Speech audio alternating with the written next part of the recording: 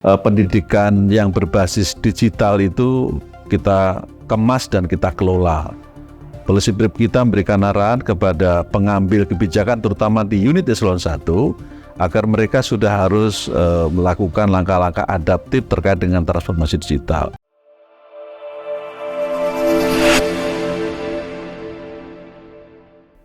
Assalamualaikum pemirsa dan pendengar dimanapun Anda berada, semoga semuanya dalam keadaan baik dan penuh semangat. Seperti tema perbincangan kita pada hari ini yaitu inovasi dan prestasi program Balitbang Kementerian Agama tahun 2023. Badan Penelitian dan Pengembangan atau Balitbang Kementerian Agama memiliki peran yang strategis di dunia birokrasi di era disruptif hari ini.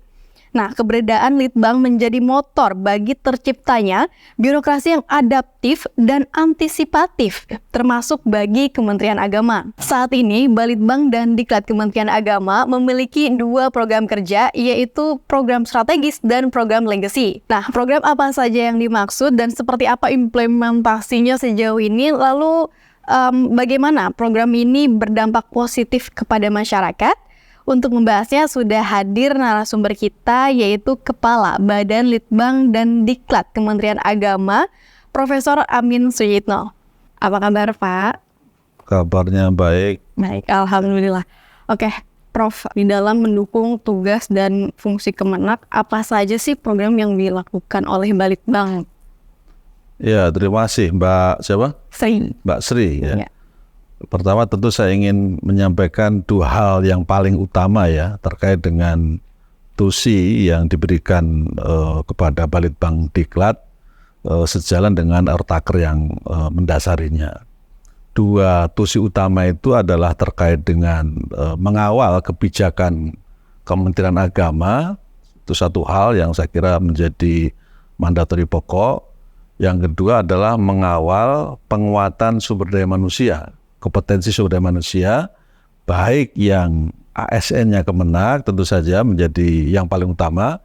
Yang kedua adalah SDM yang secara tusi itu beririsan dengan tusinya Kemenak. Seperti itu. Oke, kemudian program untuk mendukung tusi Kemenak ini di bidang kebijakan apa saja yang sudah dirilis gitu Pak? Ya. Sesungguhnya kalau ngacu pada tusi Kemenak itu sendiri kan ada dua garis besar ya. Pertama adalah terkait dengan tusi di bidang pendidikan agama keagamaan. Yang kedua adalah tusi layanan agama dan keagamaan. Tentu saja Balitbang juga dalam konteks tugas dan fungsinya tidak keluar dari dua mandatori itu. Nah, khusus terkait dengan kebijakan terutama di bidang pendidikan sudah cukup banyak ya kebijakan-kebijakan yang menjadi concern kami dalam bentuk sebuah policy brief yang kemudian itu kita jadikan dasar bagi Gus Menteri atau Kementerian Agama untuk mengambil kebijakan. Salah satu yang sudah kita rilis misalnya, kita merilis terkait dengan bagaimana seharusnya pendidikan yang berbasis digital itu kita kemas dan kita kelola. Policy brief kita memberikan arahan kepada pengambil kebijakan terutama di unit eselon 1 agar mereka sudah harus melakukan langkah-langkah adaptif terkait dengan transformasi digital. Belakangan kita juga melakukan sebuah kajian terkait dengan policy brief tentang haji ramah lansia misalnya, itu juga kita lakukan.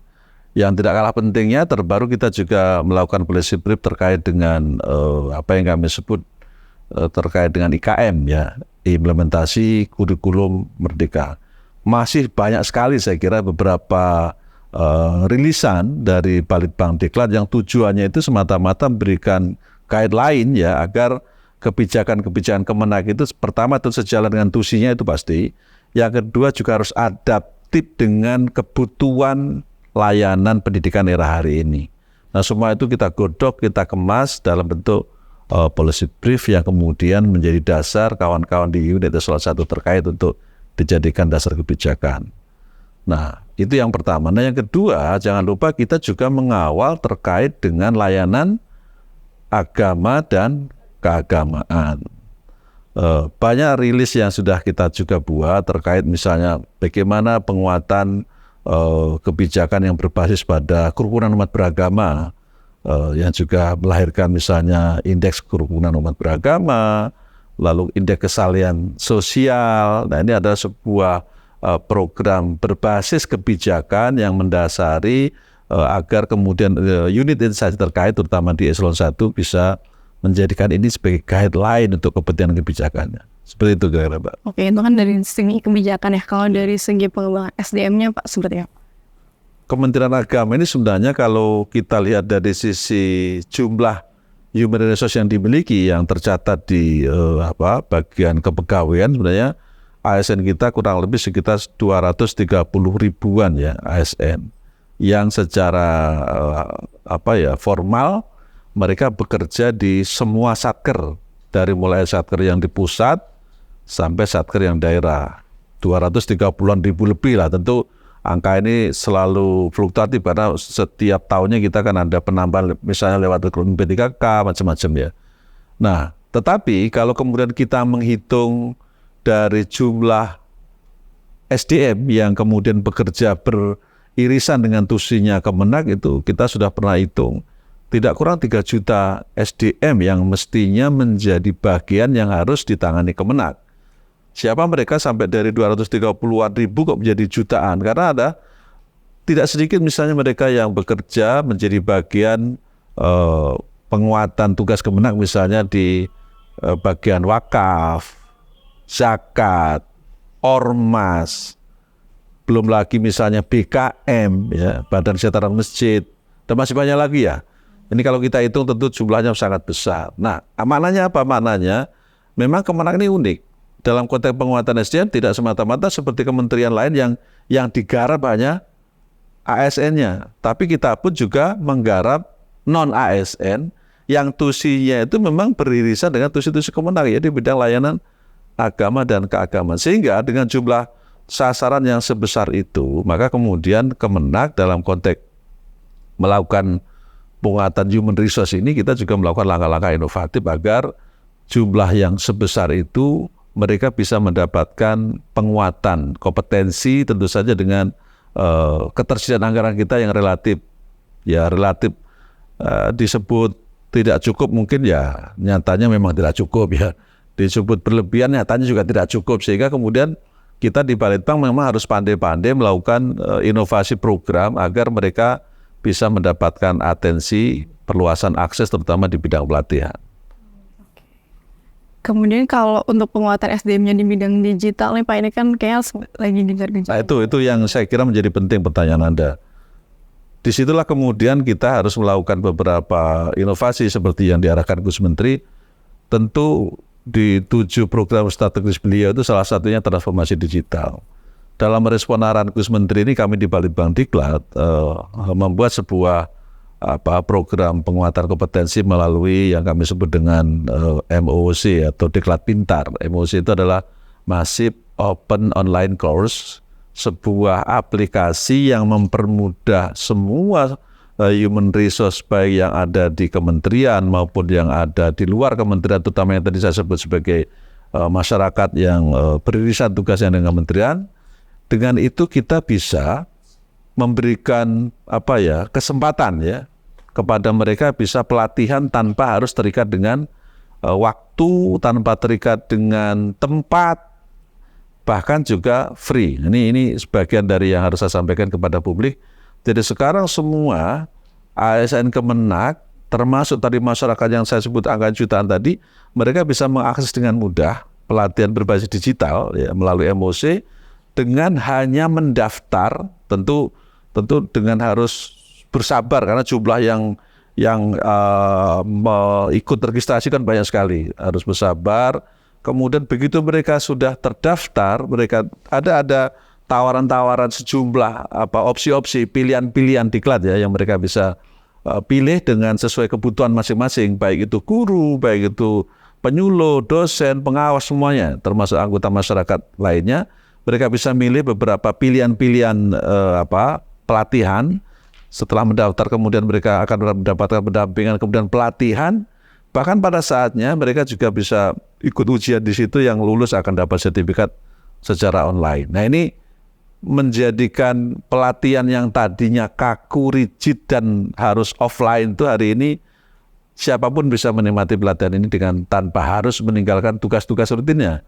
Kan kita tahu semua ya, kalau selama ini guru itu disuruh pelatihan menunggu perintah atasannya. Nah hari ini semua kita bisa pelatihan secara mandiri. Misalnya termasuk kita juga rancang namanya pelatihan Pinwin, pembinaan perkawinan. Termasuk Anda kalau belum nikah harus ikut pelatihan itu supaya nanti nikahnya jadi keluarga yang sakinah, bukan sukinah ya, sakinah. Sakinah. Itu kabarannya ya. Oke, tadi dalam bidang digital, jadi semuanya yang terlibat tadi SDM Kemenak ini bisa akses kapanpun, dimanapun, bisa belajar dari situ ya Pak ya. Oke, tapi sudah sejauh mana sih Pak implementasi itu, progres dari bidang digital itu? Karena kan kalau tadi secara offline kan biasanya rigid, kaku, tapi orang tuh mau, karena mau nggak mau harus mau ikut kan. Sedangkan ini kan dari kemandirian ya. Kalau di bidang belajar secara digital ini dari kemandirian itu menggerakkan mereka untuk mau mengakses itu, dan sudah sejauh mana mereka udah paham nggak sih gitu dengan belajar itu, kan jatuhnya belajar sendiri kan. Nah itu bagaimana? Ya, kalau dari pengalaman yang sudah kita rilis sejak pertengahan tahun 2023 dan sekarang sudah ribuan orang ya yang mendapatkan kesempatan. Kami sudah punya angka yang sangat detail terkait dengan progres MOC ini. Bahkan hitung-hitungan kami kalau satu pelatihan itu hanya bisa menjangkau sekitar 30-40 orang, dan itu kalau pelatihan offline kan setiap pelatihan harus menghabiskan sekitar 170 juta, pesertanya hanya sekitar 30-40 orang.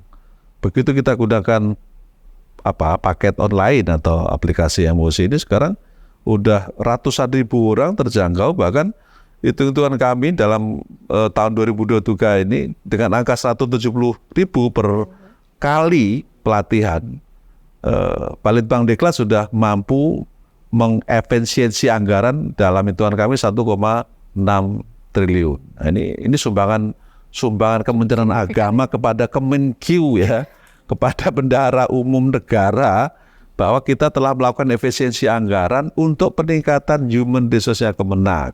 Dan itu tidak main-main, karena tidak mudah ya melakukan langkah-langkah perubahan mindset, perubahan tata kelola yang kemudian Kemenak sudah bisa masuk ke ranah itu.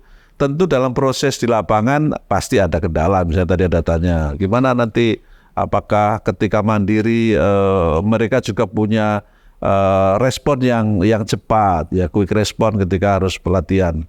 Tentu saja pelatihan ini kan ada namanya kita sebut dengan quality assurance, jaminan mutu. Tidak serta-merta orang bisa pelatihan tanpa dikontrol. Para WI kita terus kita upgrade. Para WDI suara kita sangat siap dengan persiapan yang sudah kita lakukan lama ini, dan itu dibuktikan dengan masifnya animo masyarakat, animo ASN Kemenak, dan itu dengan data yang ratusan ribu orang yang sekarang sudah ikut diklat itu menandakan keluarga besar Kementerian Agama, ASN-nya sangat responsif dengan apa yang kita sebut era digital. Jadi mereka saya kira sudah termasuk orang-orang yang sedikit banyak memahami pentingnya literasi digital ya.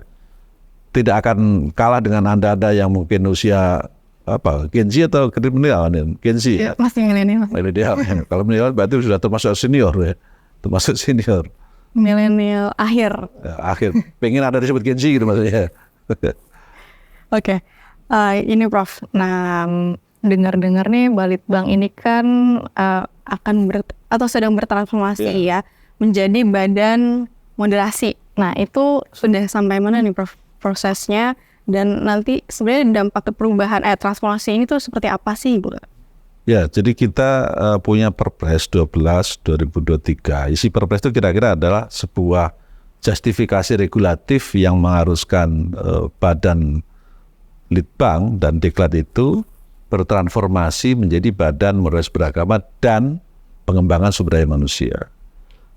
Ini sebenarnya menandakan bahwa dengan bertransformasinya Balitbank menjadi badan moderasi beragama ke depan, otomatis tusi utama yang selama ini kami sebut dengan Litbang Jirap, penelitian, pengembangan, pengkajian, dan penerapan, disingkat Litbang Jirap, dengan sendirinya tidak lagi menjadi tusi utama. Sekali lagi tidak, tusi utama bukan berarti tidak sama sekali tidak memberikan penguatan di bidang kebijakan, tapi tidak lagi menjadi tusi utama. Nah, itu yang berkaitan dengan Litbang Jirap akan pindah berhijrah ke BRIN, ya, Badan Riset Inovasi Nasional, sehingga hampir semua peneliti kami, saya kira di atas 99% lebih, itu sudah berhijrah sekarang ini menjadi keluarga besar BRIN. Oke, Prof, sebelum dilanjutkan lagi nih mengenai transformasi Balitbank ke BRIN ini, kita akan jeda sejenak terlebih dahulu nih, Prof. Baik pemirsa dan pendengar, kita akan melanjutkan kembali perbincangan kita dengan Prof. Amin Sujito. Nah, Prof, tadi kan bahas soal transformasi ya. Nah, namanya aja nanti kan sudah berganti nih dari Balitbank menjadi Badan Moderasi. Itu kedepannya dampaknya seperti apa nih, Prof? Ya, tentu begitu menjadi Badan Moderasi Beragama sesuai dengan namanya yang kemudian tadi saya refer terkait dengan Perpres, maka ke depan fungsi Litbang Jirapnya menjadi sangat kecil, bahkan nyaris tidak ada, kecuali hanya kebutuhan kebijakan tertentu yang berkaitan pendidikan dan agama.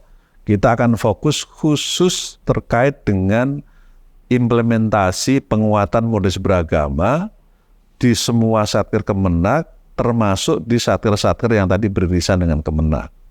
Nah, yang menariknya, Mbak, belakangan kita juga ada Perpres 58 2023 yang memberikan mandatori pada Gus Menteri sebagai ketua harian pelaksana, ya, atau ketua pelaksana untuk mengawal MB di semua kementerian dan lembaga. Maknanya apa? Maknanya penguatan MB yang selama ini sudah menjadi fokus Kementerian Agama, yang di bawah Gus Menteri memang sangat ditekankan sekali. Kita dari semua eselon 1, eselon 2, para rektor, kanwil, dan semuanya kita udah dilakukan penguatan MB melalui MUT, Master of Training, TOT, ya, dan macam-macam itu. Kemudian sekarang kita harus juga melibatkan kementerian dan lembaga di luar Kemenak. Dan insya Allah akhir bulan Desember ini kita sudah melakukan MUT dengan kalau nggak salah 18 KL, kementerian lembaga di luar Kemenak. Mereka akan kita undang, insya Allah hari ini akan dibuka Gus Menteri, nanti acara di salah satu hotel di Jakarta ini. Untuk apa? Supaya penguatan MB itu tidak semata-mata tugas Kemenak sesuai amanat Perpres 58 menjadi tugas bersama, tapi memang imamnya, dalam tanda petik ya, imamnya adalah Gus Menteri, sesuai dengan tusi dari Kementerian Agama sendiri. Nah, dalam konteks Balitbank Diklat yang bertransformasi menjadi Badan Moderasi Beragama, tentu tugas ini menjadi tugas yang sangat tidak ringan bagi kami di Badan Moderasi yang bertransformasi tadi. Karena satu sisi kita harus mengawal tugas yang memang ini berjalan seiring dengan Perpres, di sisi lain tentu SOTK-nya, human resource-nya, semua perangkat yang ada di Badan Moderasi yang nantinya menjadi lembaga baru itu harus bersinergi dengan tugas-tugas kementerian, khususnya dalam mengawal MB yang tidak saja di lingkungan Kementerian Agama, tapi juga harus menyasar ke semua kementerian dan lembaga. Ini yang ke depan akan kita jadikan fokus kita di Badan Moderasi. Luas sekali ya, Prof. Ya, luas sekali. Jadi termasuk Anda yang belum ikut, nanti Anda juga harus ikut. Terutama yang generasi Z itu kita sebut sebagai kelompok penggerak MB, ya, penggerak. Jadi sebagai penggerak harus di depan, ya, di depan memberikan semacam role model gimana sih moderasi beragama misalnya untuk konteks anak-anak Gen Z. Apalagi di dunia digital ya. Ya, anak-anak. Ya tentu saja juga melalui medsos, ya, medsos di beberapa platform digital. Itu yang menjadi fokus kita nanti, ya. Nah, ngomong soal moderasi beragama nih, Balitbank kan katanya sedang mempersiapkan konferensi Asia Afrika dan Afrika Latin ya, Prof, nanti ini. Nah, itu apa sih, Prof, yang mendasari kegiatan ini dan negara mana saja yang terlibat? Kemudian nanti dari konferensi ini tuh seperti apa gitu? Ya, jadi gini, tadi transformasi kita dari Badan Litbang Diklat menjadi Badan Moderasi ini tentu saja menjadikan kita juga harus move on dalam konteks penugasan, juga dalam konteks tusi-tusi, bahkan juga program-program unggulan. Mengapa kita melakukan program yang kami sebut dengan Konferensi Moderasi Beragama Asia Afrika Amerika Latin? Tentu sejalan dengan tadi transformasi salah satunya ya. Sejalan dengan transformasi berubah dari Balitbang Diklat menjadi Badan Moderasi. Yang kedua, tentu kita semua tahu bahwa belakangan ini ada persoalan yang sungguh-sungguh harus menjadi perhatian dunia terkait adanya, anggap sajalah beberapa kasus di beberapa negara yang sedang berkecamuk. Dan tidak sedikit yang kemudian juga bawa isu agama.